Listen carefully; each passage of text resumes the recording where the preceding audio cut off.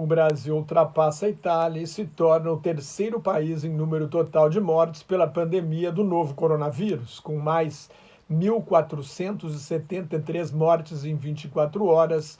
O Brasil tem uma morte por minuto, já são 34.039 mortes ao todo. Houve 30.925 casos novos num dia, elevando o total de casos confirmados para quase 616 mil.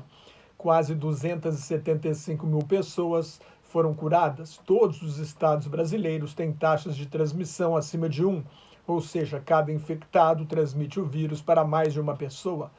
O Senado aprovou lei para tornar obrigatório o uso de máscaras em espaços públicos, vias públicas e transportes coletivos. Como o projeto foi alterado, vai voltar para a Câmara. Com mais de 100 mil novos casos registrados por dia, 130 mil em 30 de maio, a pandemia cresce em países em desenvolvimento, com sistemas de saúde muito mais precários do que os países ricos atingidos inicialmente. E esses países em desenvolvimento estão na América Latina, na África, na Ásia e no Oriente Médio.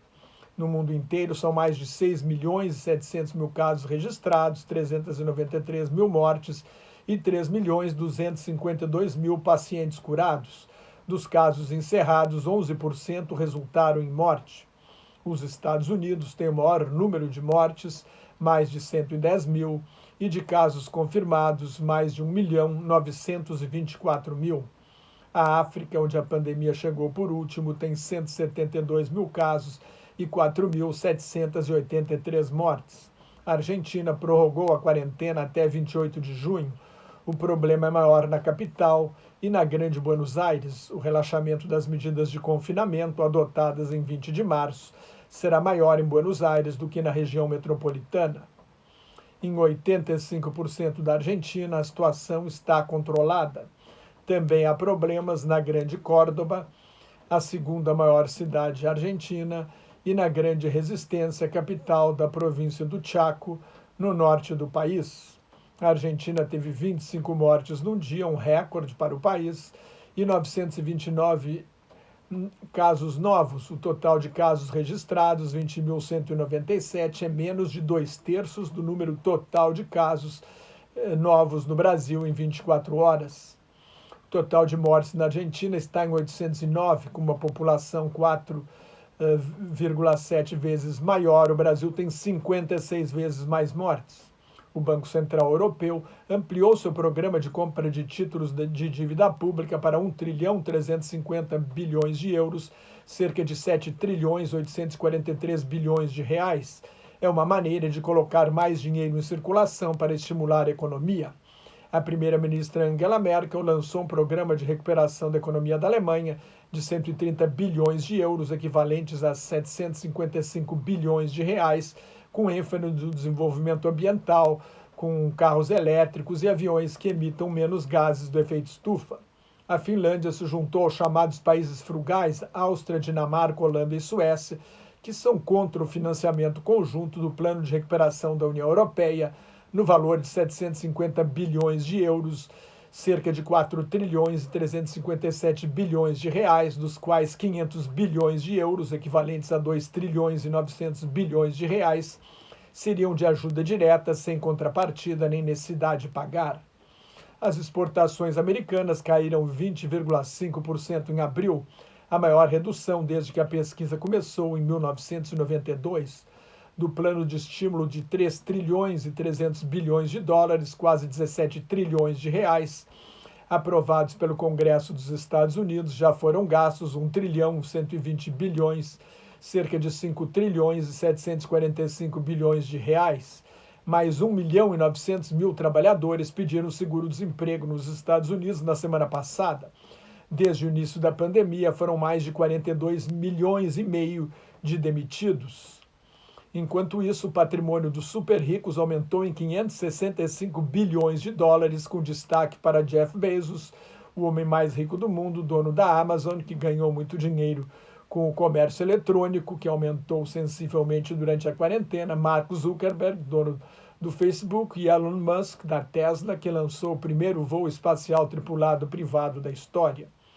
A revista britânica The Lancet se desculpou por ter publicado um estudo com falhas metodológicas de pesquisa que apontou aumento de risco para quem toma cloroquina e hidroxicloroquina no combate à doença do novo coronavírus de 2019, a Covid-19. O estudo, baseado em observações de 96 mil pacientes e não em testes clínicos comparativos, não indicava as doses e foi realizado com bases de pacientes em estado grave, que naturalmente corriam maior risco. A empresa que forneceu os dados alegou que não poderia dar mais detalhes por uma questão de privacidade. A Organização Mundial da Saúde havia suspendido a pesquisa sobre a cloroquina e a hidroxicloroquina e agora retomou os estudos. Um novo estudo feito em pacientes na cidade de Wuhan, na China, indica que o novo coronavírus pode danificar os testículos, mesmo sem infectá-los, interferindo nas células que produzem o esperma, noticiou o jornal South China Morning Post de Hong Kong. Uma boa fonte de notícias sobre a China. Como não encontraram vírus no esperma, isto indica que a doença não deve ser transmitida sexualmente.